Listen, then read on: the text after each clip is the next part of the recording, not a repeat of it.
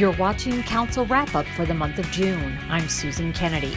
Up first this month, Montgomery County Police opened its doors to the media for a look inside one of the many crisis intervention training classes it holds for its officers.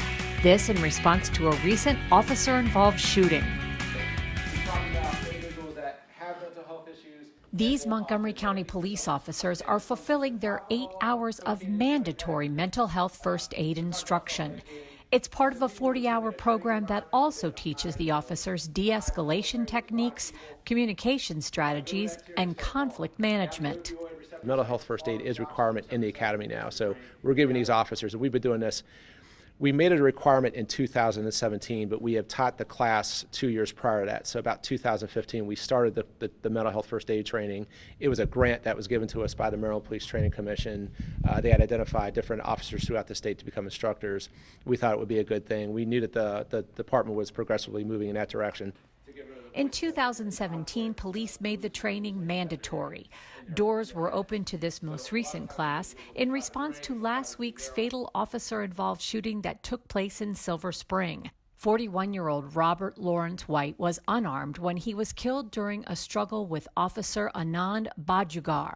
Montgomery County Police say that 1 in 10 of the calls they receive involve an individual with mental health issues. Here in this class and in our CIT curriculum, what we're trying to do is help officers identify signs and symptoms of behavioral health concerns so that there is early awareness in the situation that they might be working with an individual who has certain challenges in their communication. And so, the officers are able to slow the situation down, take a little bit more time to sort of understand what the person might be experiencing and handle the situation accordingly. County Police will meet with members of the Howard County State's Attorney's Office next week to determine whether or not body camera footage shot at the scene will be released. To date, Officer Bajugar has declined to speak publicly on the matter.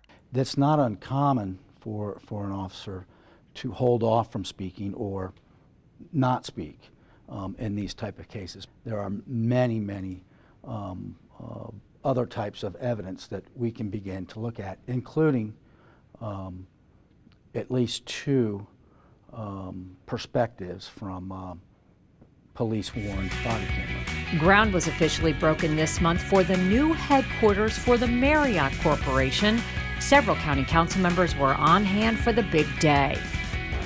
Well, this groundbreaking is so exciting because it demonstrates that Montgomery County is keeping pace with the changes that are happening in our economy.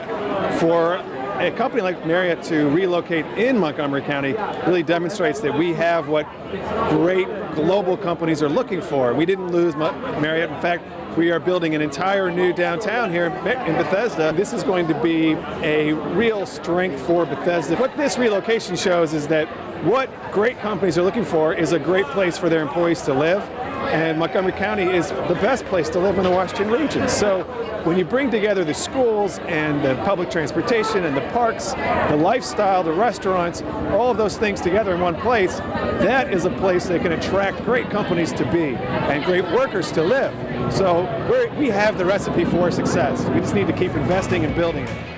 Also this month, Montgomery County Public Schools released a report with an action plan for addressing school safety, a top priority for all county officials.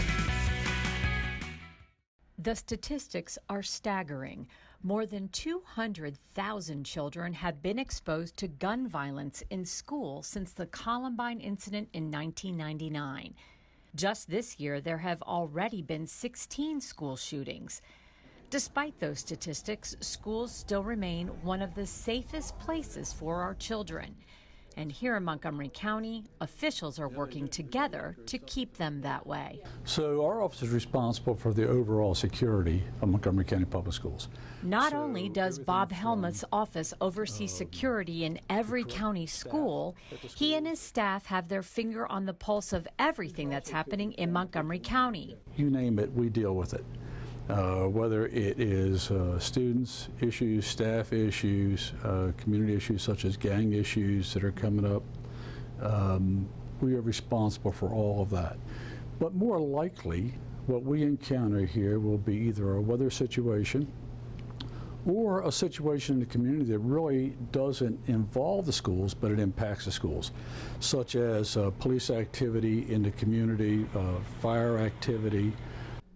Helma's office is central command for all security-related issues involving the schools. Okay, so what we're looking at here, this is our command center. So we can click on any school, pick a school, Northwood, for example. Then we use this anytime there's a major emergency in any one of our schools. And we can actually see what's going on in the school. We have a direct line to the police department.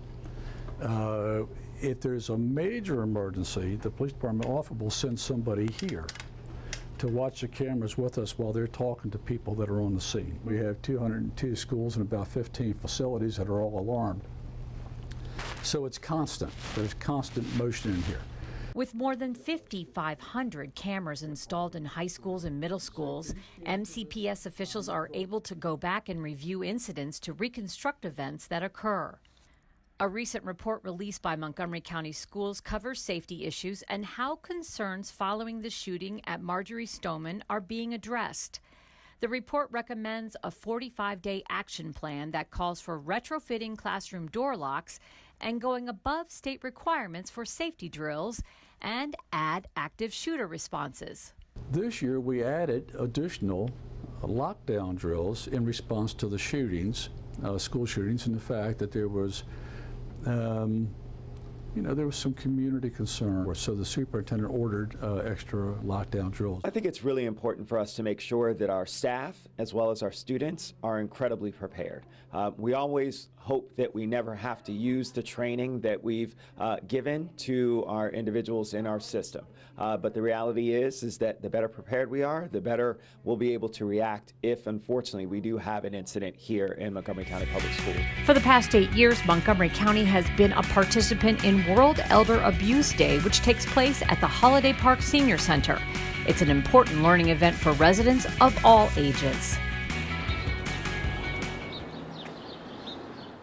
When someone is victimized by elder abuse, they are 300% more likely to die. Nearly 20% of the population in Montgomery County is made up of seniors. They are an integral part of the fabric of the community. Each year, the county brings together resources to raise awareness about one of the worst crimes out there, elder abuse. I mean, a lot of us seniors are vulnerable, and a lot of them don't get out as much, or don't have the kind of contacts that other people have. And this is an opportunity for people to come here. We've obviously filled the house, and you have a lot of different organizations that provide support, and it's a great way to connect these folks with the organizations they can help from. Leaders from all of the county public safety agencies were on hand for the Safety Forum. Their message: be informed. Isolation really, unfortunately, can make people a target. As people get older, they become more and more vulnerable to being victims of crime. And we see this with scams that people are trying to pull. The largest category of crimes against seniors in this community is financial fraud. What we need to do is make sure that all these folks understand that this goes on, to keep them aware of the scams that people try to pull, and make sure that they don't fall victim to those. The Department of Fire and Rescue Services was also at the forum with some important safety information. It's a uniformed, trained Montgomery County firefighter. They'll check your house, they'll look for other fire hazards, they'll give you a list of anything that we find, we'll check your smoke alarms, and in many cases, if you need new smoke alarms, we can provide them. It may be that we're not going to be able to provide you the smoke alarms, in which case we'll write down for you exactly what you need to get. Tell me why are you going to have them come out? Why will you have the fire department come out to check your smoke alarms? Well, because I want to double check. I want to be sure if everything okay. I have only two, one upstairs, one in the basement, but I want to double check. It's estimated that only 1 in 25 seniors report when they are being abused physically, and 1 in 44 report financial abuse. Most stay quiet out of fear or embarrassment, but Montgomery County officials want senior residents to know there are connections in this community to assist them in these situations. We urge all our community members to join us in the Montgomery County Department of Health and Human Services in recognizing the contribution of elders. And it's amazing how many people are abused. It's just, I mean, my own family, my wife received a call that she was going to be locked up. And of course, I knew you were supposed to hang up when that happens, but I wanted to hear what this person had to say. And if you didn't know, then you would think that there was a real problem. If you are a victim of elder abuse or you know someone who is being abused, you can call 240-777-3000. And finally, a group of young Montgomery County students received a proclamation this month for their award-winning robotics work. And we visited them to see what they have next on their agenda. I'll send you another design that should have fixed that problem. Okay. At 9 o'clock on a Sunday morning, most teenagers are sound asleep. But this group of middle and high school wizards have a critical mission before them: to win the first Global Robotics Championship. The Wizards EXE team is comprised of 5 boys and 6 girls between the ages of 13 and 17, all from different schools across Montgomery County. In April, the team won the first Tech Challenge Inspire Award, which recognizes excellence in robot design, engineering, and outreach. The Wizards competed with 128 top teams to win this award. And we were all sort of in disbelief. And now that it's sort of sunk in, I think we're trying to leverage that Inspire Award to make a better community for robotics in Maryland and try to leverage it to get more people interested in STEM. It's part of the Wizards logo. Their mission is to engage, expand, and educate others about STEM. Something Annika Seth will tell you was the furthest thing from her mind growing up. When I was a little girl, I was like a Princess and Barbie girl. I played dress up, I watched princess movies, I was into fairies and everything. My mom was asked if I wanted to do this, and we were having breakfast on a Sunday morning, and my mom was like, Annika, you want to do robotics? And I was like, what? Many of the students on the Wizards team have been involved in the FIRST program since elementary school. The acronym FIRST is for Inspiration and Recognition of Science and Technology. For each challenge the team competes in, they are given a game to design that has specifications that are part of the overall scoring. Their winning robot could stack, lift, grab, and balance. So our robot there takes these blocks that are 6-inch cubes and it puts them into these goals called crypto boxes. And so you can stack them 4 high and there's 3 columns, and you get points for every row, column, block you put in. And if you put them in a special pattern, you get even more points. And many of the parts for the robot were made with the team's very own 3D printer. And we like using 3D printers because we can make custom parts, so we can make parts however we want them, whatever we want them to be for, and we can customize them like that. So we can print them. They use this filament material, and it uses a really hot extruder to make molten filament and spread it out. So when it moves around, it will start making a model. As winners of the World Championship, the Wizards will now compete in FIRST Global this August in Mexico City. The competition is an Olympic-style robotics event with the goal of encouraging collaboration among the youth of the world.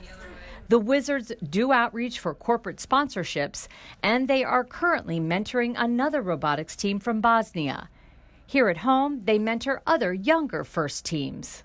We do training sessions, we mentor those teams. We really try and get people more involved in robotics and STEM at a younger age so that they move on with it and they really love it as they get older. Between now and August, the Wizards will meet several hours per week getting ready for the global competition, but they need to raise about $25,000 to cover their expenses for travel and building their robot.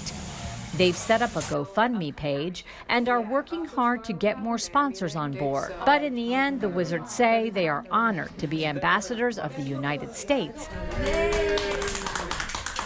on the global stage.